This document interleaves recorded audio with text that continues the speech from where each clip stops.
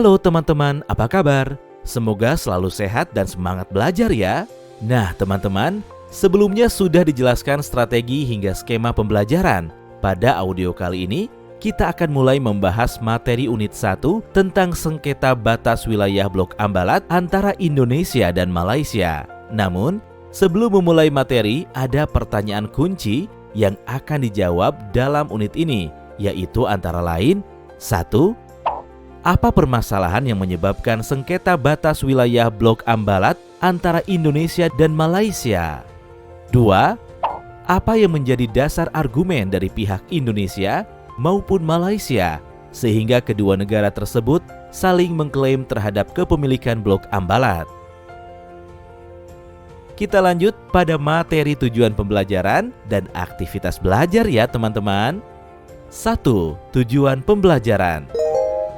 Teman-teman diharapkan mampu menjelaskan dan menganalisis permasalahan yang sebenarnya tentang sengketa batas wilayah Blok Ambalat antara Indonesia dan Malaysia. Diharapkan pula teman-teman dapat mensimulasikan cara-cara penyelesaian damai yang selama ini ditempuh oleh kedua negara, baik melalui MOU maupun dasar hukum internasional. 2. Aktivitas belajar 1. Isilah tabel KWL. KWL adalah kepanjangan What I Know, What I Want to Know, and What I Learned, yang berarti apa yang saya tahu, apa yang saya ingin ketahui, dan apa yang telah saya ketahui. Pertama-tama, teman-teman perlu mengisi 2 kolom di awal pembelajaran. Berikut panduan pertanyaan untuk mengisi tabel KWL tersebut. A. Berdasarkan materi pendidikan Pancasila kelas sebelumnya, apa yang telah teman-teman ketahui tentang sengketa batas wilayah? B. Berdasarkan pengetahuan teman-teman sebelumnya, tuliskan apa yang ingin teman-teman ketahui lebih mendalam tentang sengketa batas wilayah Blok Ambalat dan proses penyelesaiannya. Aktivitas belajar mengisi KWL. Berikut ini isi tabel 3 kolom. Simak baik-baik ya teman-teman. Kolom pertama berisi saya tahu. Kolom ini diisi saat awal pembelajaran. Selanjutnya, kolom kedua berisi saya ingin tahu. Kolom ini juga diisi pada awal pembelajaran. Terakhir, pada kolom ketiga berisi saya telah ketahui. Kolom ini diisi pada akhir pembelajaran. Untuk lebih jelasnya, teman-teman dapat melihat gambar pada buku teks pendidikan Pancasila kelas 11. Jika ada kesulitan dalam memahami gambar, mintalah bantuan Bapak dan Ibu guru ya teman-teman. Gimana? Jelas ya teman-teman? Kita lanjut materinya ya. Teman-teman, setelah mengisi tabel KWL, mari kita simak artikel berikut ini. Kronologi sejarah timbulnya sengketa batas wilayah antara Indonesia dan Malaysia. Perbatasan wilayah Indonesia dengan negara-negara lain seringkali menimbulkan kesalahpahaman yang berakhir dengan konflik, meski pada akhirnya selalu dapat diselesaikan dengan cara damai. Karena itu, batas wilayah negara telah diatur berdasarkan regulasi dalam bentuk undang-undang dan peraturan Menteri Dalam Negeri nomor 76 tahun 2012 tentang pedoman penegasan batas daerah. Wilayah Negara Kesatuan Republik Indonesia atau NKRI menurut pasal 1 angka 1 Undang-Undang nomor 43 tahun 2008 adalah salah satu unsur negara yang merupakan satu kesatuan wilayah daratan, perairan pedalaman, perairan kepulauan, dan laut teritorial beserta dasar laut dan tanah di bawahnya, serta ruang udara di atasnya, termasuk seluruh sumber kekayaan yang terkandung di dalamnya. Wilayah perbatasan dengan demikian memiliki arti yang sangat vital dan strategis, baik itu dilihat dari sudut pandang perbatasan kabupaten atau kota dalam satu provinsi atau perbatasan kabupaten atau kota antar provinsi. Mengacu pada pasal 2 ayat 1 Permendagri nomor 76 tahun 2012, hal itu karena menyangkut pertahanan dan keamanan suatu negara, sosial, ekonomi, dan budaya. Sehingga untuk menciptakan tertib administrasi pemerintah, perlu memberikan kejelasan dan kepastian hukum terhadap batas wilayah suatu daerah. Dikenal sebagai negara kepulauan, Indonesia memiliki sekitar 17.500 pulau dengan luas 2/3 wilayahnya adalah lautan. Dari pulau-pulau itu, terdapat sejumlah pulau terluar yang wilayahnya berbatasan langsung dengan negara tetangga. Karena itulah, sengketa batas wilayah sering terjadi. Misalnya, sengketa antara Indonesia dan Malaysia. Kedua negara ini sering kali berurusan dalam kasus sengketa wilayah, meski selalu berakhir damai. Di antara kasus sengketa wilayah yang menyedot perhatian publik adalah Blok Ambalat yang terjadi sejak 1969. Tanggal 27 Oktober 1969, Indonesia dan Malaysia mendatangani perjanjian tapal batas landas kontinen. Kemudian, pada 7 November 1969, Indonesia meratifikasinya. Namun demikian, pada tahun 1979 kembali terjadi sengketa antara Indonesia dengan Malaysia berkaitan dengan Pulau Ambalat yang mengakibatkan pada tahun 1980 Indonesia menyatakan protes terhadap klaim Malaysia tentang Pulau Ambalat. Indonesia sebagai negara kepulauan.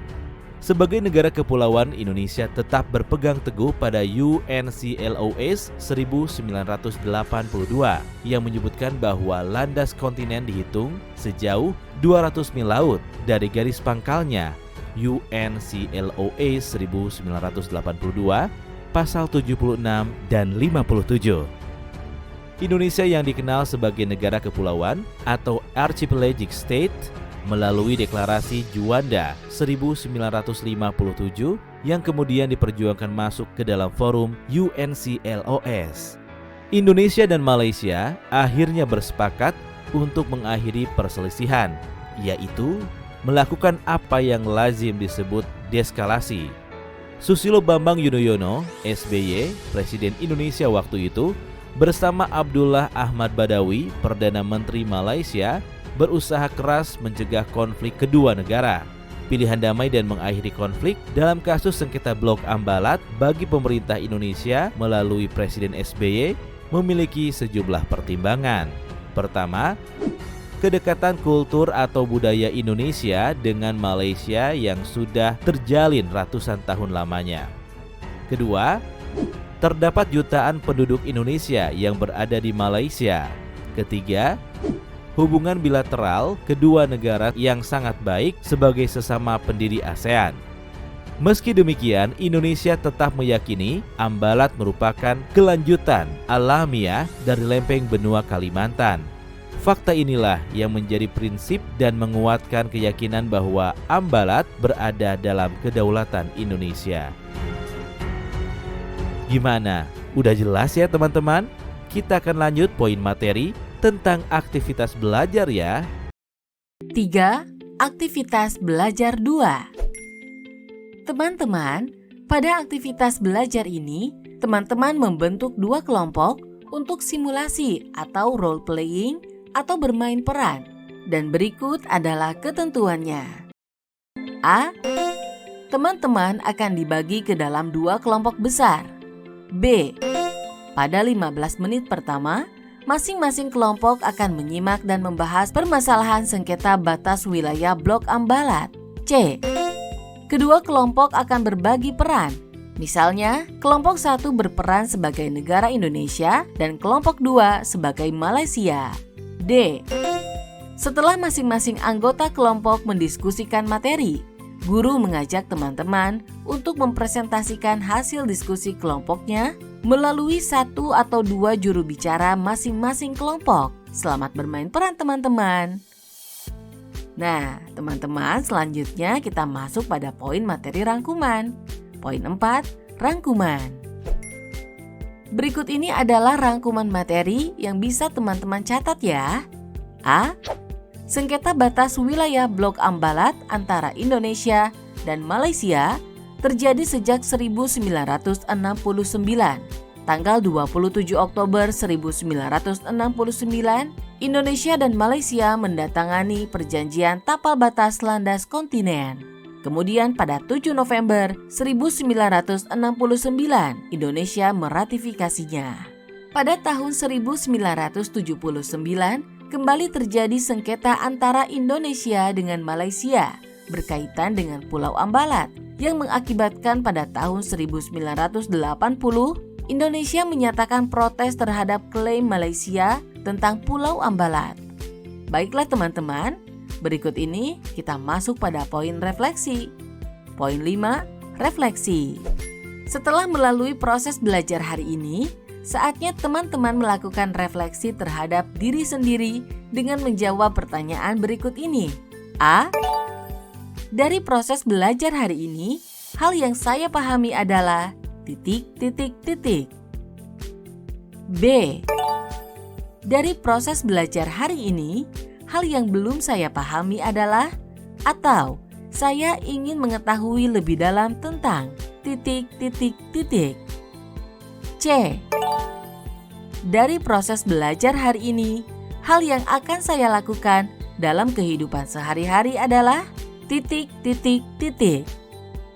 Sekian materi kali ini teman-teman.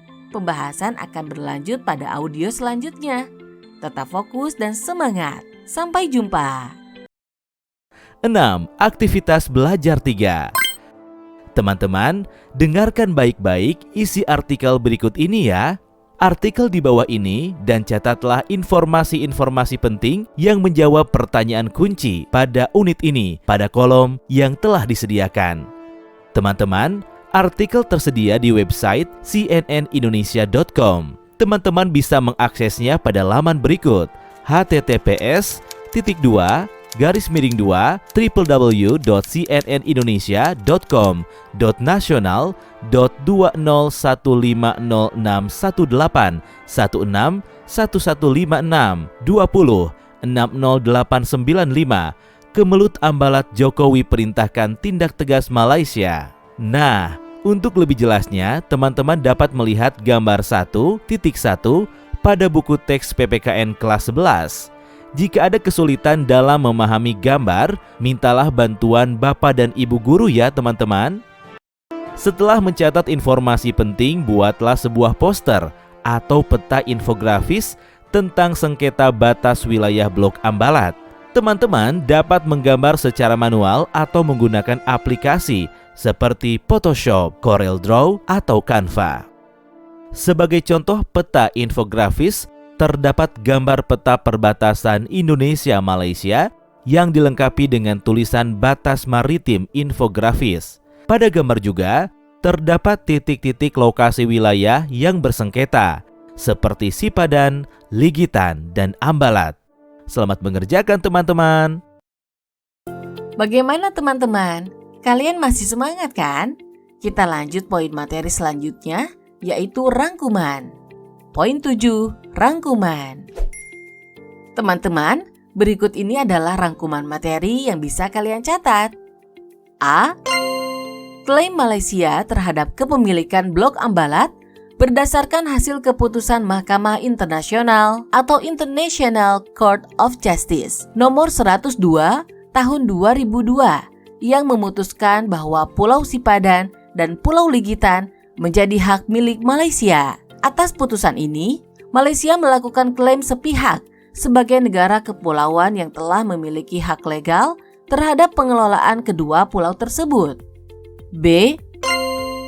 Indonesia tetap berpegang teguh pada UNCLOS pada tahun 1982 yang menyebutkan bahwa landas kontinen dihitung sejauh 200 mil laut dari garis pangkalnya sesuai dengan UNCLOS pada tahun 1982 pasal 76 dan 57. Selain itu, Indonesia dikenal sebagai negara kepulauan atau archipelagic state melalui Deklarasi Juanda pada tahun 1957 yang kemudian diperjuangkan masuk ke dalam forum UNCLOS.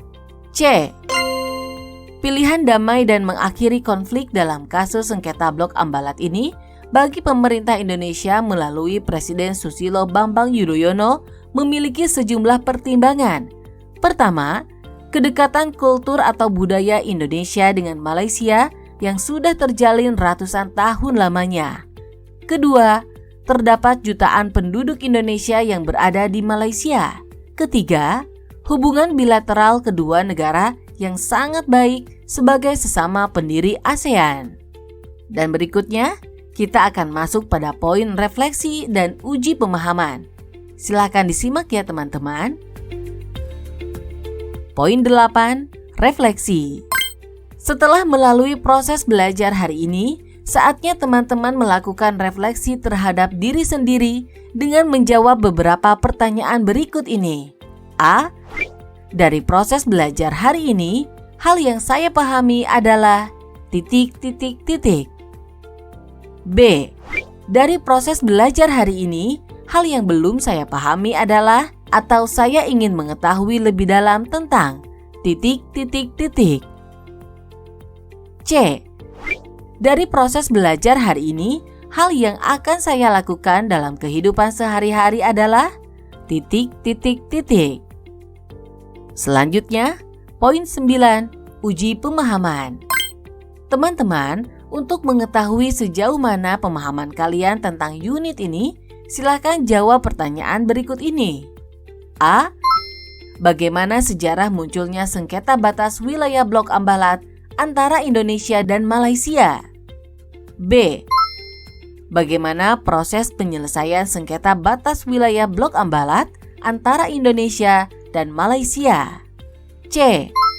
Bagaimana argumen yang dibangun oleh Malaysia dalam melakukan klaim terhadap kepemilikan Blok Ambalat? D. Bagaimana sikap Indonesia dalam menghadapi sengketa batas wilayah Blok Ambalat dengan Malaysia?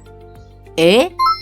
Bagaimana argumen yang dibangun oleh Indonesia dalam melakukan klaim terhadap kepemilikan Blok Ambalat?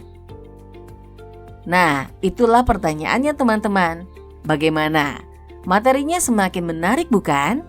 Yuk, simak terus audio berikutnya. Teman-teman, selanjutnya kita masuk poin materi terakhir ya, yaitu tentang aspek penilaian. Simak baik-baik ya. 10. Aspek penilaian. Pada unit ini, teman-teman akan dinilai melalui beberapa aspek berikut.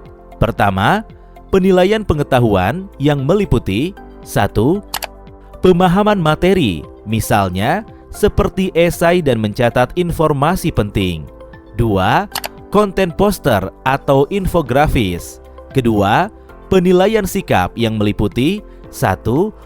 Observasi guru. 2. Penilaian diri sendiri. 3. Penilaian teman sebaya. Terakhir, penilaian keterampilan yang meliputi 1. Efektivitas penyajian infografis kepada publik. 2. Partisipasi diskusi. Sekian materi pada unit ini teman-teman. Pada audio selanjutnya, teman-teman akan lanjut pembahasan unit 2. Tetap fokus dan semangat. Sampai jumpa.